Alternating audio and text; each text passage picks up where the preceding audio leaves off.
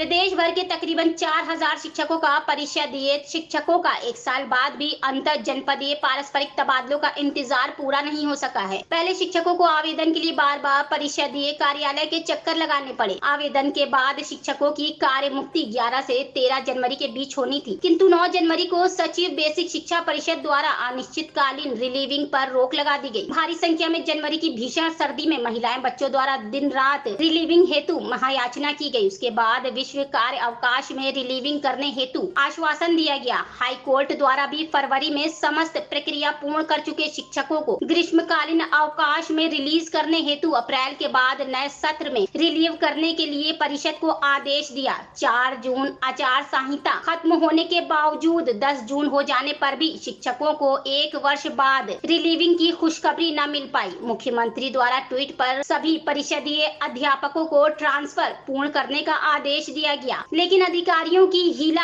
हलवाली के चलते आज तक शिक्षक रिलीविंग आदेश की बार जोड़ रहे हैं। जनता दर्शन मुख्यमंत्री आवास पर सिर्फ ओएसडी द्वारा आश्वासन दिया गया, पर अब 18 जून को ग्रीष्मकालीन अवकाश खत्म होने के सैकड़ों शिक्षक अनिश्चितकालीन धरने पर अपने बच्चों के साथ बैठे हुए हैं। शिक्षकों का कहना है जब तक आदेश नहीं आता तब तक वह ऐसे ही धरने पर बैठे रहेंगे।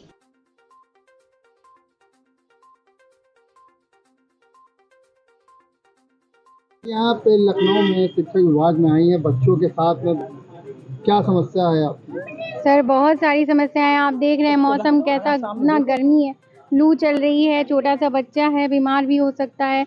लेकिन सर जान को हाथ में लेके, बच्चे की जान को हाथ में लेके यहाँ पे बैठे हैं। बस हमको रिलीविंग चाहिए कि 1 साल से केवल रिलीविंग के लिए तरस रहे हैं। सर्दियों में हम लोग ऐसी भीषण सर्दी में कोहरे में रात में हम लोग यहीं रुके रहे। भैया लोग जो हैं आग जला के बाहर बैठे रहे, बच्चे गाड़ी में लेटे रहे। हम लोग ऐसे जाके सर्दियों में 4-5 रातें यहाँ काटे हैं, कुछ नहीं हो पाया। सर ये बोला गया था कि हम लोग तो याची हैं, भिखारी हैं, भीख मांगने आए, हमको रिलीविंग दे दो भीख में, बस और कुछ नहीं चाहिए। और सर्दियों में भी सर यही याचना लेके आए थे। तो जी हमारे सचिव साहब जी ने हमें आश्वासन दिया था कि अभी कुछ समस्याओं के चलते हम अभी नहीं दे सकते हैं आपको रिलीविंग, लेकिन गर्मियों की सर्दियां जैसे ही शुरू होंगी, पहली बात तो उन्होंने कहा था कि हम सबसे कोशिश करेंगे कि जैसे ही नया सेशन स्टार्ट होगा फरवरी मार्च में तो हम तब करा देंगे। अगर तब नहीं हो पाया तो हम ग्रीष्मकालीन अवकाश में तो 80% करा देंगे। लेकिन अब जो है पूरा हो गया ग्रीष्मकालीन अवकाश। जब हम आए तो ये हम लोग यहाँ याचना लेके आए, एप्लीकेशन दिया तो ये हुआ कि अभी चुनाव चल रहा है, अभी आचार संहिता लगी है, 4 तारीख से ख़त्म होगी, तब बात करेंगे, तब करेंगे। 4 तारीख को चुनाव हो गया, रिजल्ट आ गया, माननीय प्रधानमंत्री जी ने शपथ ग्रहण कर ली और अभी भी हम लोग याची ही बने हैं। और अब पता नहीं कौन सा एक ये बात बोली जा रही है कि शासन स्तर से हमारा आदेश अटका हुआ है काम। ये हम लोग आए थे सुबह से, यहाँ पे आए हुए हैं। सुबह आप देख रहे हैं कितना धूप थी, यहाँ पे हवा भी चल रही थी। इस बच्चे को लेकर हम ऐसे ही बैठे हुए थे। भाई बच्चा छोटा है, उसको हवा भी, बीमार भी हो सकता है, कुछ भी हो सकता है। हम सर्दियों में भी आए थे, इतनी ठंडी हो रही थी, हम लोग तो रात भर यहीं बैठे हुए थे।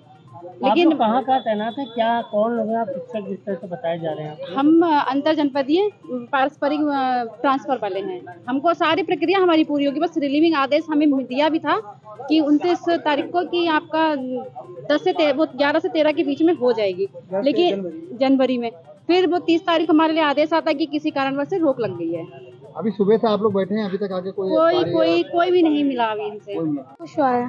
अनंत ये बताओ कि आप किसके साथ आए हो, किस लिए यहाँ पे खड़े हो? मैं अपने मम्मी पापा के साथ आया हूँ और मैं इसलिए खड़ा हूँ क्योंकि हमको रिलीविंग चाहिए, हमारा ट्रांसफ़र जल्द से जल्द हो जाए। और आप लोगों का बहुत बहुत शुक्रिया, आपने हमारे इन सारे दिक्कतों को समाज को कवर करवाया, समाज को भेजा है। आपका बहुत बहुत शुक्रिया। आपको ट्रांसफर चाहिए, किसको चाहिए? हम सभी लोगों को चाहिए, जितने भी यहाँ पर जितने भी लोग हैं। आप नौकरी कर रहे हो कि आपको कौन कर रहे हैं? हम मेरी मम्मी कर रहे हैं, but I am also part of this. तो शासनादेश आता है जिसमें अंतर जनपदीय स्थानांतरण म्यूचुअल एवं अंतर जनपदीय स्थानांतरण नॉर्मल दोनों प्रक्रिया होनी थी। दोनों प्रक्रिया समानांतर होनी थी। सरकार ने मात्र 15 दिन के अंदर जून 2023 में एक प्रक्रिया पूरी कंप्लीट कर दी, अंतर जनपदीय स्थानांतरण। जबकि अंतर जनपदीय पारस्परिक स्थानांतरण जो हमने ढूंढे 2400 लोग कुल 1200 जोड़े बहुत अफेक्टेड हैं। 1200 जोड़ों को छोड़कर बकाया सरकार ने 16,000 ट्रांसफ़र कर दिए नॉर्मल ट्रांसफ़र, लेकिन म्यूचुअल ट्रांसफ़र जोड़े बड़े मुश्किल से मिलते हैं। 1200 जोड़े मतलब 2400 लोग बहुत ही प्रभावित हैं। एक साल से ग्रीष्मकालीन अवकाश जून में 2023 में ये चीज़ हो जानी चाहिए थी साथ में, लेकिन सर ये जून में 2023 में ना होकर जनवरी 2023 के लिए 24 के लिए टाली गई। 2024 में भी जनवरी 2024 में भी रोक लगा के ग्रीष्मकालीन अवकाश 2024 के लिए जून 2024 के लिए बोल दिया गया। हम लोग आचार संहिता का खत्म होने का वेट करते हैं। अधिकारी में बात यही आचार संहिता का हवाला देते रहे। आचार संहिता खत्म हो चुकी है 4 तारीख को। इसके बाद योगी सरकार ने 6 जून को अभी 2024 को सभी मंत्रियों को आला अधिकारियों को बुलाकर ये आदेश दिया कि इन सभी बेसिक शिक्षकों को स्थानांतरण की प्रक्रिया पूरी कर दी जाए। लेकिन सर 6 जून के बाद अभी भी आला अधिकारियों ने सुध नहीं ली हमारी। 6 जून से आज 10 जून हो चुका है।